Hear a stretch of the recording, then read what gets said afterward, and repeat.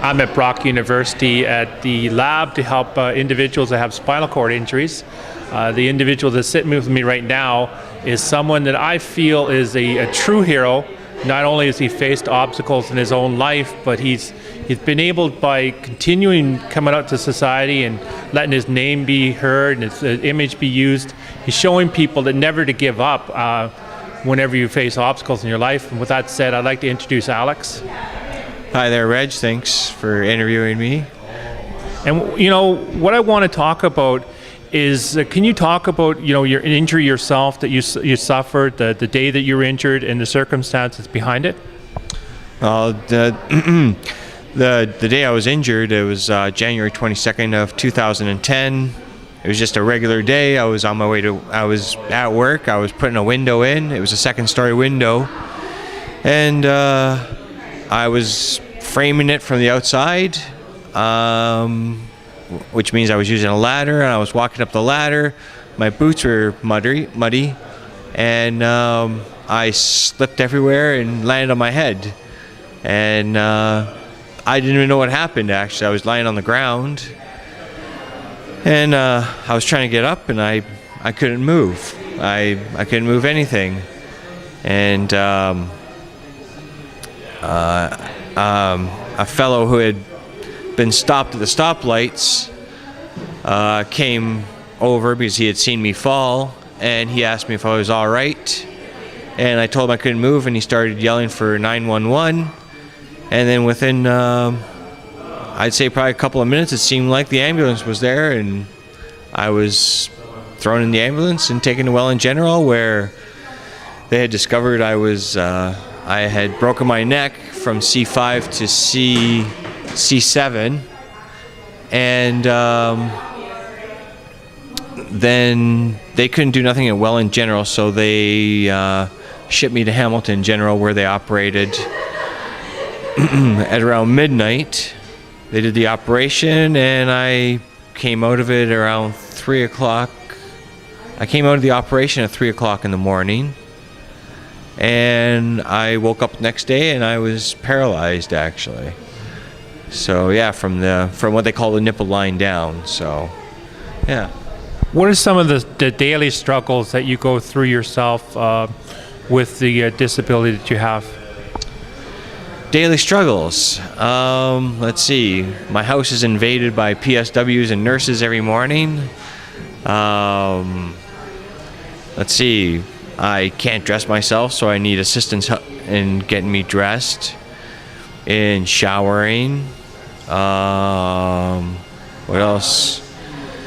Just getting here today was just an effort, actually, because it's cold outside, so you don't want to wear a t-shirt, so you got to change yourself into a sweater, and there's nobody around to help you. So this you have to learn how to do yourself, and it's not like just a couple of minute thing where it's just you flip off a t-shirt and put on a sweater. It actually takes a lot of time to maneuver inside of it. Then I have to, well, if I'm going out, I have to make sure I have my cell phone, everything that you have, except I have to make sure it's on me.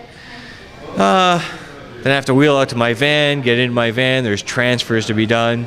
Usually transferring is like moving from the wheelchair to somewhere else, like either to a driver's seat, or where else would you transfer to? Like say a bath bench type of thing, which is mostly all upper body work. Yeah, and usually about, I don't know, I'd say I do probably about 30 transfers a day, so yeah, it gets tiring. And I was reading an article where it talked about also to your wife, and it was mentioning some of the struggles that she goes through to help you with changing your urinal bag and other things. Could you briefly talk about that? And also, I want you to talk about, there's that red truck, pickup truck, and how you tried to sell it in Kijiji, but you could never bring yourself to. You share the story behind that at the same time? Well, first we'll do my wife thing.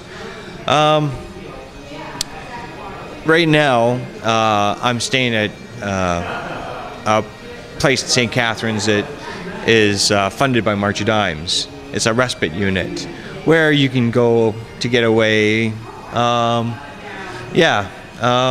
So I'm staying there this week, only because sometimes my kids and my wife need a break from the whole invasion thing that I was telling you about with the PSWs and nurses coming in.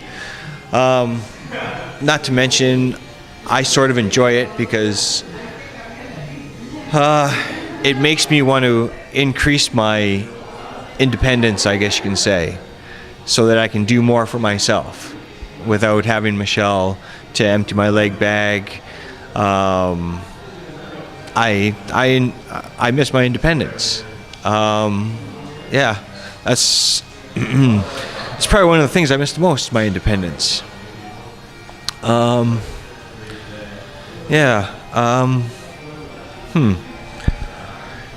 And what about the story behind that red pickup truck, your old work truck that you tried to sell at Kijiji? You could never bring yourself to it. I was reading in the article, if you could share about that. Well, the pickup truck is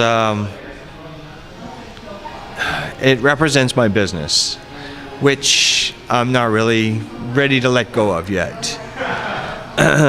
I'm not sure on how I'm going to keep it going yet.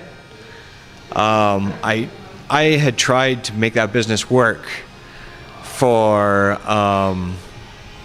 since '95, and and after my injury in 2010, I still don't want to let it go. It's 2012 now. So that's what the whole red truck represents. It just I'm not ready to let go of that part of my life yet. So I haven't figured out how I'm going to run my business or keep it going yet. But like I was telling you earlier, God has a plan for everybody. So, and I did try to sell a truck on Kijiji, that's true, but for some reason it doesn't want to sell. Nobody wants it. I don't know. It's maybe because it's a 95, maybe it's not fancy enough looking. But yeah, I think this is all part of God's plan to let me know that He's got something in the works for me. And this lab that you come here to the University of Brock University, could you describe a little bit how important it is not only to yourself but others who have spinal cord injuries, how it helps them to, not only get be able to get together with others, but at the same time to help to give exercise to your limbs that you're not able to move at this time. The lab, I love this lab. This is Dr. Deiter. This is Dr. David Deiter's baby here. I love coming here because I get to meet new people. And you've heard the expression, everyone has a story. And I love coming here and listening to everybody's stories. The volunteers that come in here, these kids are great. The volunteers that run it and the volunteers that actually help out, they're an awesome bunch. They're willing to do anything with you. If you have an idea, and you can show them what you want done, they'll do it with you. They're not afraid, and that's what we need. We need these kids are training to be kinesiologists, physiotherapists. They're training to be in the neuro field. So that's what we need. We need kids that want to try, we need people that want to try stuff with these spinal cord injury patients, but also we need people in here, and there are other people in here like myself who say, I want to try this machine right here, and they're like, well, we can't get you on that thing. I'm like, I want to try it, and I got them to put me on it, and now it's part of my regular rehabilitation to get up on this machine and sit beside me, stand, and they use electric stimulation on my legs to get them moving so that I'm in a walking position. They kind of hang you from the bar. It's like a parachute harness they stick you in, and you're hanging there, and they move your the electric stimulation moves your legs, and it's very, I personally believe is very beneficial to you. And you're also involved with organizations like the Wheelchair Relay and other organizations that are trying to get awareness out of people that are in wheelchairs, and that, the kind of what you have to go through on a daily basis. How important you think those relays are, and how can, everyone get involved with helping support the Ontario paraplegics organizations? First of all, I think the relays are very important. Simply because it's my favorite time of year. I don't do such a workout for 3 months until I hear that wheelchair relays coming up, and then I work hard at it. I'm constantly doing these ramps at Brock. I'm wheeling around tracks everywhere. I go to the Y twice a week to do the tracks there. I love the wheelchair relay because it helps get people living with paralysis out to an event like that, and they enjoy it. And for the Canadian Paraplegic Association to put on something like that, it's amazing because they put it on, and then you get people out there doing these wheelchair relays, and the ones that are participating for it, they work so hard to prepare for it, and it's amazing because we all just come together as a community.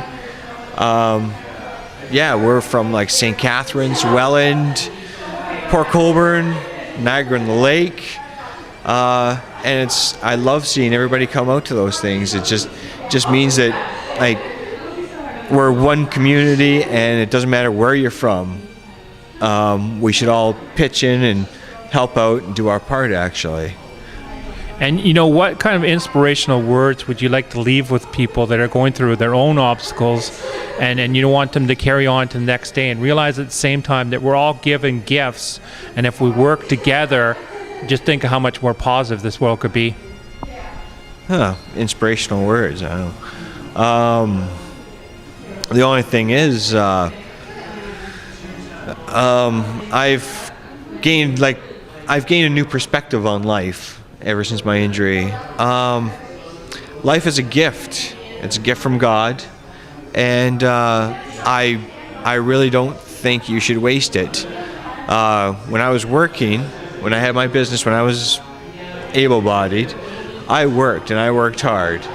I took one vacation a year, and everything else went into my business. That was what it was all about. And maybe my family suffered a little too. My kids didn't see me as much as they should have, I guess. My wife didn't see me as much as she should have. Now I take time and I actually look at things. When I'm rolling along the Friendship Trail, I love this time of year because I can actually enjoy the colors. And just go outside, take a look.